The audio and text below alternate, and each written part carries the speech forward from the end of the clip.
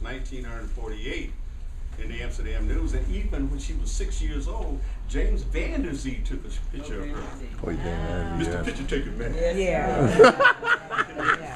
So in terms of like getting to know these kind of people, you know, I didn't make it to her funeral, but because we had a conflict and there's so much going on in Black History Month, and believe me, I always look forward to getting out there and making a few nickels, you know, making the speeches and making the rounds and everything else. We only get but 1 month. Right. You got to make hay while the sun shines. So I've been running from one to the other. I think just about every day. This is rare, because usually I get about 10 or 15. But this time I had like 20 of them. Oh, wow. And half of them are paying.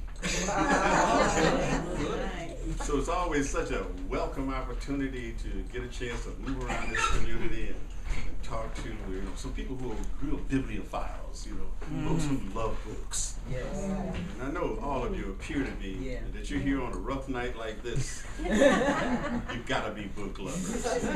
And so I really appreciate. Why don't we talk to each other a little bit? I can run my mouth forever. Just let's talk to each other. I love all books. My favorite place is the public library in the neighborhood, Fort Washington. I see. And I take out about 5 books a week. And do y'all read books in common here? yes. Yeah. And I'm a Harlem girl. I was born in West Harlem, on 33rd between Amsterdam and Old Broadway. What street? On 33rd. Oh, 133rd, okay. Old Broadway, if you look, going downtown, starts at 133rd and ends at 123rd. Yeah, you got the grit. The And the Manhattan. Projects. Well, that's why I don't live there anymore. They ripped down my house. And we had to get out. Got to get out. I've been in Washington Heights since the late 50s. What's the difference between Washington Heights and Harlem? Right. One is higher. The mark of departure. Where was the Audubon Ballroom?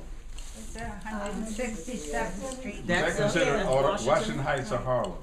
That was considered Harlem. No, Washington Heights. You know, that mark for Harlem it moves every year. Like it used to be above 110th Street, and then they started moving to 150th. And this way too. You can't go by river to river. That's it.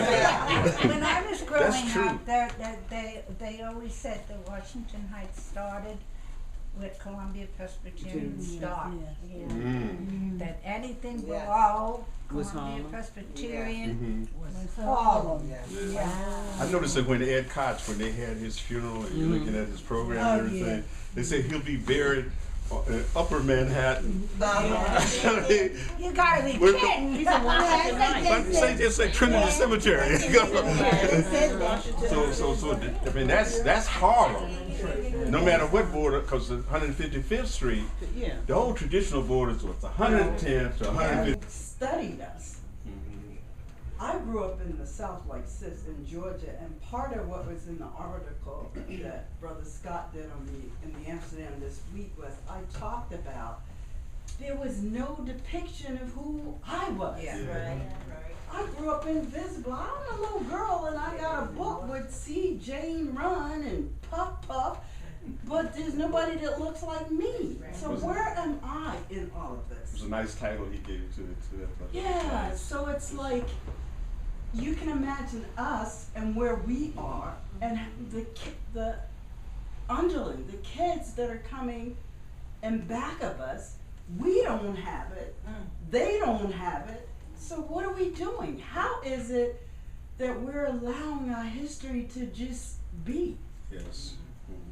And so when are we gonna embrace who we are, love ourselves, and then move with it? Yes. So I believe that's why it's our time to do this, because there's just too much we don't know. Fierce sense of urgency. Yes. Yes, indeed. And we've got to do it, and then we've got to do it now, because if we don't, folk are capitalizing off of us. And And they're taking it like, why do we have 1 month for Black History when we black 365 days a year? How did we accept that?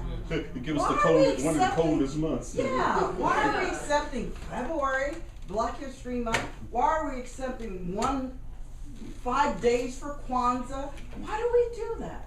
Why does everything that happened in our lives, we just sit back and we're so complacent and it just, oh well. Yes. And how are we why don't we have our own companies? Why don't we have our own publishing company? Why aren't we publishing our own books? Why don't we have, look how much money we have. Look how much money we make amongst us.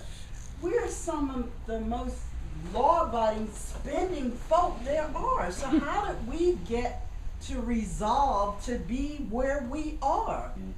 Everybody comes. Everybody moved to other dimensions. Here we are, we got one Black African-American owned bookstore left in Harlem and I'm struggling. How is that? Where are Black folk? When Cleveland, where are the Black people? Why y'all ain't buying no books up out of here? You know, and then so if something happens here, oh, Sisters closed. And why is that? And why is that? Because we allow our existence to just exude into the air. What's with us? So I believe that we have to we got to embrace who we are, love who we are. We've got to start, look at there's no coincidence, brother, that you're here.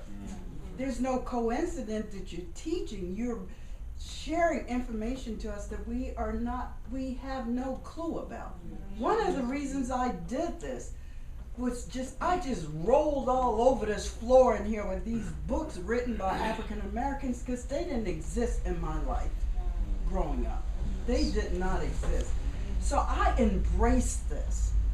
I'm a proud African American, Black woman that can say, oh, every book in here was written by somebody looked like me. All right. And where are folk to buy them? Where are you? How could we just allow ourselves to become, I think you say complacent. Cannot do it. we gotta come. I think it's time to sell some books, y'all.